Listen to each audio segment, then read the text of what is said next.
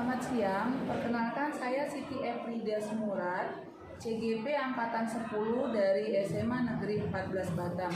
Pada kesempatan kali ini saya akan melakukan pasca observasi bersama rekan saya Ibu Nurmi, kemudian didampingi oleh pengajar praktik saya Pak Dani. Baiklah, selamat menyaksikan. Selamat siang Bu Nurmi. Siang Bu. Apa kabar nih Bu? Gimana nih Bu perasaannya hari ini? Udah jam segini pasti udah lelah ya Bu ya? Ya, 10 jam. Suatu hari. Iya, semangat Bu. Bu, kemarin kita kan sudah melakukan observasi. Nah, setelah kita melakukan observasi, saat ini saya bersama Ibu melakukan namanya proses coaching. Pada proses coaching ini Bu, saya bukan mau menilai hasil dari observasi ketika kita berada di kelas Ibu kemarin ya Bu, tapi bagaimana kita akan berdiskusi lebih jauh tentang hasil observasi kemarin. Saya Bu, Bu ada beberapa pertanyaan nih Bu yang saya ajukan kepada Ibu, apakah Ibu bersedia? Siap. Sebelumnya saya mengucapkan terima kasih Bu Nurmi sudah bersedia mendampingi saya, bahkan mengizinkan saya masuk di kelas Ibu untuk sama-sama belajar bersama anak-anak ya Bu. Nah, pertanyaan pertamanya ini Bu, bagaimana perasaan Ibu ketika observasi kemarin? Terima kasih Bu Siti. Baik, perasaan saya mungkin pertama kali ya Bu ya terlintas was-was ya, ragu-ragu ya. Kemudian itu akan terkalahkan dengan rasa penasaran saya, kemudian tertarik dengan observasi ini.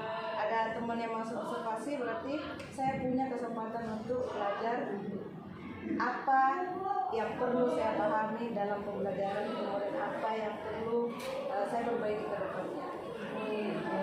Berarti pada saat observasi kemarin Bu, apakah Ibu tidak merasa tidak nyaman misalnya atau janggal karena ada supervisor masuk di kelas Ibu? Alhamdulillah tidak. Saya senang mendengar jawaban Ibu. Saya memikirkan kemarin, wah jangan-jangan Bu Nurmi ini akan grogi karena ada saya mengamati Ibu mengajar, aktivitasnya akan terhambat gitu. Tidak ternyata ya Bu. Itu tadi Bu, agak was-was mungkin dia takut dinilai, mungkin penilaiannya gimana gitu, tapi ternyata ada yang melewatkan itu. Saya penasaran dengan hasil dari apa sih observasi itu, ternyata bagus. Baiklah Bu, saya perlu meluruskan supervisor itu bukan penilai ya Bu. Kita hanya mau berbagi bagaimana apakah saat pembelajaran itu ada kendala-kendala, hanya itu saja Bu. Jadi saya bukan penilai karena saya juga masih banyak harus belajar Bu. Nah Bu, pertanyaan yang kedua nih Bu, saat pra-observasi Ibu mengatakan ada strategi dan model yang akan Ibu pakai. Apakah hal itu sesuai saat pembelajaran terjadi di kelas kemarin Bu? Kalau sejauh ini menurut saya sesuai ya Bu, karena tujuan pembelajaran yang saya ambil di situ bahwa peserta didik mampu menganalisis struktur dan kaidah pembahasan teks. Nah, model yang saya gunakan adalah yang pertama strateginya konten. Jadi anak-anak dibagikan beberapa konten dari materi tersebut berbeda. Kemudian anak-anak sebelumnya sudah mengamati objek yang ada di lingkungan sekolah, menulis teks observasi sendiri, kemudian mereka menganalisisnya sendiri. Nah, model pembelajaran yang saya gunakan di sini adalah PBL, Project Based Learning. Jadi anak-anak diarahkan untuk membuat satu konsep materi dengan media karton. Jadi di sini ada proyek yang mereka hasilkan dalam bentuk peta konsep. Berarti strategi dan model yang Ibu rencanakan pada saat pra itu sudah terjadi ya Bu. Saya juga melihat pada saat observasi semua sintak-sintak PBL itu sudah Ibu lakukan. Yang berikutnya nih Bu, saat observasi kemarin, apakah tujuan pembelajaran Ibu itu tercapai di dalam kelas? Kalau menurut saya 80% 85% bahkan 90% mungkin sudah tercapai ya Bu. Karena tadinya anak-anak kan yang pertemuan sebelumnya sintak PBL ini nggak bisa satu kali itu Bu. Misalnya dalam satu pertemuan 2 kali 45 menit itu satu model pembelajaran 6 sintak itu harus selesai. Jadi pertemuan pertama anak-anak akan diarahkan untuk mengamati satu objek, kemudian menghasilkan teks observasi sendiri dan menganalisisnya sendiri. Jadi saya rasa itu sudah sampai pada tujuan pembelajaran yang ingin dicapai. Berarti tujuannya sudah tercapai ya Bu, walaupun dalam pelaksanaan sintak PBL itu dilakukan dalam 2 kali tatap muka, karena tidak mungkin melakukan itu dalam kali satu pertemuan. Berikutnya Bu, hal baik apa nih Bu yang Ibu pertahankan yang dalam pembelajaran kemarin? Kira-kira menurut Ibu hal baik apa nih yang perlu dipertahankan, dan apakah ada hal-hal yang buruk, bukan buruk sih, yang perlu diperbaiki misalnya? Oke. Salah satu hal baik yang mungkin saya perlu pertahankan adalah bagaimana memanfaatkan media pembelajaran yang mungkin berbasis ke teknologi, dalam hal ini AI, yang mungkin bisa menyenangkan anak-anak atau membuka perasaan anak-anak dalam pembelajaran. Misalnya kita sodorkan evaluasi pembelajaran tapi dalam bentuk games. Jadi saya coba menerapkan evaluasi atau memberikan mereka refleksi tapi dalam bentuk games. Jadi anak-anak bisa terpakai atau berfungsi gadgetnya yang dibawa dari rumah, tidak hanya sekedar main-main di dalam kelas. Itu hal yang baiknya ya Bu. Kira-kira ada nggak ya Bu yang perlu Ibu perbaiki agar ke depan pembelajaran Ibu itu lebih baik dan menarik lagi? Kalau yang perlu diperbaiki sangat banyak. Salah satunya adalah bagaimana penerapan pembelajaran atau model pembelajaran yang bervariasi setiap tatap muka mungkin dengan anak-anak. Jadi anak-anak tidak jenuh dalam kelas. Berarti yang perlu Ibu perbaiki dalam pembelajaran berikutnya adalah penerapan pembelajaran yang bervariasi, jadi tidak monoton dengan satu model atau strategi saja ya Bu, seperti itu ya Bu. Baiklah Bu, kita lanjut ya Bu. Dari pembelajaran kemarin nih Bu, apakah ada hambatan selama dari awal pendahuluan sampai refleksi kemarin, apakah Ibu menemukan hambatan di dalam kelas? Kembali lagi Bu, hambatannya pasti dalam menggunakan metode, model, dan media. Mungkin dalam penggunaan metode hambatannya yang itu salah satu. Kemudian yang kedua, anak-anak kita mungkin di SMP tidak terbiasa disajikan dengan model. Baiklah Bu Nurmi, mudah-mudahan apa yang Ibu katakan tadi untuk dipertahankan, Ibu bisa pertahankan, dan yang perlu diperbaiki, mudah-mudahan pertemuan berikutnya diperbaiki ya Bu, sehingga pembelajarannya lebih menarik lagi dan bervariasi lagi. Kita lanjut ya Bu. Nah Bu, saat observasi kemarin di kelas, kira-kira apakah Ibu menemukan hambatan-hambatan dalam pembelajaran? Kalau ada tuh hambatannya seperti apa Bu? Hambatannya ya sama ya seperti yang strategi tadi ya Bu ya. Hambatannya pasti dalam penerapan model, media, dan mungkin strategi pembelajaran. Kalau dari medianya mungkin butuh waktu lama. Kemudian menyinkronkan karena kita pakai aplikasi yang terhubung ke laptop, infocus atau segala macam, mungkin dari situ. Berarti hambatannya lebih ke teknisnya sih ya Bu, berarti pemasangan komputer ke proyektor itu memang butuh waktu. Saya juga perhatikan kemarin kadang-kadang tidak langsung connect lagi, jadi itu makan waktu. Mudah-mudahan kedepannya fasilitas di sekolah kita lebih baik lagi sehingga tidak memakan waktu dalam pemanfaatan media seperti ini ya Bu. Baiklah Bu, nah kemudian Bu, menurut Ibu bagaimana mengatasi hambatan tersebut? Dalam mengatasi hambatan tersebut biasanya kalau dalam pembelajaran itu penggunaan atau pemanfaatan waktu yang secara maksimal. Jadi karena 2 kali 24 menit itu ya seperti tadi yang saya lakukan Bu, sintak kalau misalnya dia PJBL, sintaknya itu nggak bisa 1 kali pertemuan. Jadi meminimalisir bisa 2 kali pertemuan. Kemudian yang kedua, dari hambatan tadi mungkin ada beberapa hal dari anak-anak. Dari anak-anak itu misalnya media atau bahan ajar yang tidak sesuai.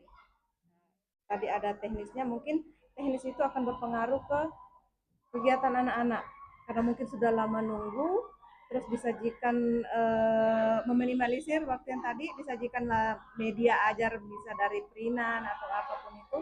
Nah, kalau dari kertas atau dari printan yang diberikan ke anak-anak, kita tahu anak-anak zaman sekarang literasinya agak kurang. Jadi itu hambatan dan penyebab yang utamanya. Berarti hambatannya tadi Iya, adalah yang pertama pemanfaatan iya, waktu itu harus maksimal ya Bu, iya, sesuai dengan metode. Kemudian yang kedua yaitu media yang disesuaikan itu terkadang tidak sesuai dengan kebutuhan belajar iya. siswa.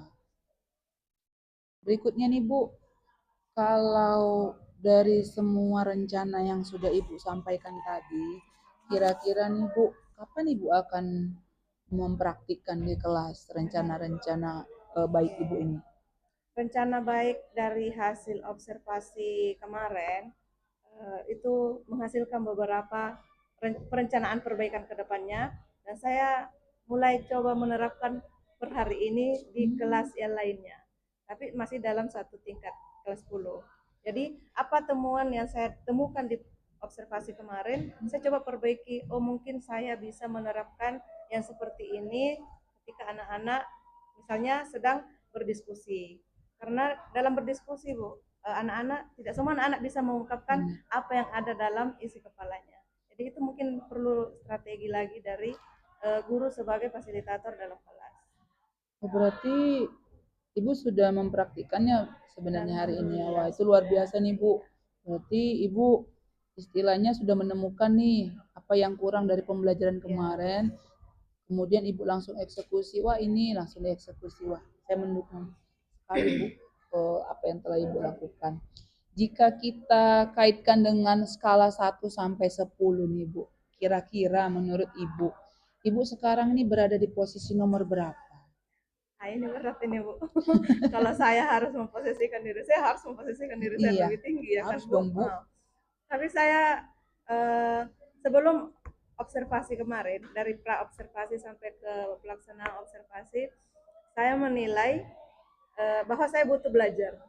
Saya butuh belajar dalam hal bagaimana menerapkan pembelajaran di dalam kelas, kemudian bagaimana menciptakan situasi dan kondisi pembelajaran yang kondusif agar anak-anak menyenangkan, agar anak-anak senang dalam pelajaran yang saya berikan. Nah itu skalanya mungkin 8. Ada Loh, di 8 aja lah, Bu. kenapa Ibu memilih angka 8? Karena angka 8 dari saya itu banyak hal yang perlu saya perbaiki ke depannya. Berarti Iya, dengan skala 8 ini Ibu merasa sudah berhasil atau belum? setengah berhasil, setengah Setengah belum. berhasil. Setengah berhasil. Berarti saya ambil kata berhasilnya Iya, ya, Bu. betul. Berarti Ibu berhasil. Kira-kira nih, Bu, kalau kita lihat dari tingkat keberhasilan angka 8 ini, berhasil itu yang seperti apa yang Ibu maksud dalam pembelajaran Eh, di kelas kemarin? Berhasil dalam artian yang pertama perilaku anak-anak. Hmm. Nah, jadi kedepankan sikap. Nah, perilaku anak-anak yang jauh lebih baik. Kemudian yang kedua adalah hasil belajar anak-anak yang bisa memposisikan dirinya bagaimana belajar secara individu, kemudian bagaimana belajar secara berkelompok. Oh, berarti Ibu mengatakan takaran berhasil ini ketika Ibu melihat perilaku anak di kelas itu positif, baik, proaktif dalam pembelajaran, kemudian saat mereka belajar individu maupun belajar kelompok, mereka dapat mengikutinya dengan baik. Itulah indikator pembelajaran yang sudah berhasil menurut Ibu ya. Baiklah Bu. Nah, masih ada nih Bu beberapa pertanyaan lagi. Nah, keberhasilan ini Bu pasti didukung atau ada orang lain untuk tadi Ibu memilih angka 8 untuk posisi Ibu sekarang. Kita berharap pasti di angka tertinggi Bu, 10. Benar nggak Bu? Nah, kira-kira Bu, untuk mencapai angka 10, sekarang Ibu di angka 8, kira-kira ada nggak orang yang akan Ibu libatkan? Sesuai dengan indikator yang saya munculkan bahwa pencapaian hasil belajar peserta didik di dalam kelas, kemudian bagaimana perubahan atau perilaku sikap anak-anak, maka untuk mencapai tujuan itu perlu melibatkan banyak pihak, terutama pemangku kepentingan dalam lingkungan pendidikan, yaitu kepala sekolah beserta wakilnya mungkin, kemudian ada perlu melibatkan guru, kemudian wali murid, dan peserta didik itu sendiri. Berarti Ibu akan melibatkan kepala sekolah, ya. Karena kita juga perlu diskusi kepada kepala sekolah bagaimana dengan strategi-strategi yang telah kita lakukan, apakah beliau mempunyai saran, ya kan Bu. Kemudian guru-guru, kita sesama rekan guru juga harus saling kolaborasi. Nah, saya sepakat nih Bu untuk melibatkan wali murid, karena sekalipun kita dengan anak belajarnya ini, tapi pemantauan orang tua di rumah, ini ya Bu, berarti saya sepakat nih dengan Ibu. Jadi artinya kita tidak hanya melibatkan guru atau kepala sekolah, tapi bagaimana kita juga melibatkan orang tua dalam pembelajaran kita. Wah, saya mendengar jawaban Ibu ini terinspirasi, dapat motivasi untuk yang saya lakukan nanti di kelas Bu, perbaikan-perbaikan apa yang bisa harus saya lakukan, strategi baru untuk mempelajari apa yang sudah Ibu sampaikan tadi. Nah, kita sampai di pertanyaan terakhir nih Bu. Dari kita awal coaching tadi Bu, dari kita percakapan tadi, dialog diskusi tadi, kira-kira apa nih Bu, masih ada nggak yang kira-kira mengganjal di hati Ibu, yang ingin Ibu ungkapkan? Siapa tahu kita masih bisa berdiskusi. Kalau yang mengganjal, alhamdulillah tidak ada ya Bu ya. Malahan saya berterima kasih dengan adanya program Ibu mungkin, atau mungkin observasi dari Ibu, saya bisa memberikan diri saya bahwa apa yang perlu saya pelajari dalam hal ini, dalam hal bagaimana meningkatkan motivasi belajar anak di dalam kelas, kemudian apa yang perlu saya perbaiki ke depannya. Kalau tidak diobservasi kan kita nggak tahu yang mana letak kesalahannya, yang mana letak kekurangannya, kemudian apa yang perlu diperbaiki ke depannya. Baiklah Bu Nurmi, terima kasih atas diskusi waktunya siang hari ini. Sekalipun Ibu lelah sudah mengajar dari jam pagi ya Bu, sampai hari ini Ibu tapi masih semangat dan bersedia untuk coaching dengan saya. Perlu kita pahami bersama ya Bu, supervisor. Saya masuk ke kelas Ibu itu bukan sebagai penilai, jadi kita sama-sama belajar Bu. Saya juga mengucapkan terima kasih Ibu sudah mengizinkan saya masuk di kelas, bahkan dari awal observasi, bahkan sampai hari ini pasca observasi, Ibu bersedia saya ganggu waktunya. Mungkin Ibu sudah mengerjakan pekerjaan Ibu yang lain, tapi Ibu bersedia bersama dengan saya berdiskusi. Terima kasih Bu. Sama-sama Bu Siti, semoga CGT-nya lancar dan sukses. Amin. Mudah-mudahan Ibu juga ke depannya lebih baik lagi dalam pembelajaran di kelas. Kita bisa berkolaborasi ke depan dalam menciptakan strategi-strategi baru dalam membuat pembelajaran yang sesuai dengan kebutuhan murid. Terima kasih ya Bu Nurmi. Sama-sama Ibu. Baiklah, demikian coaching kami hari ini. Semoga bermanfaat. Terima kasih dan selamat siang.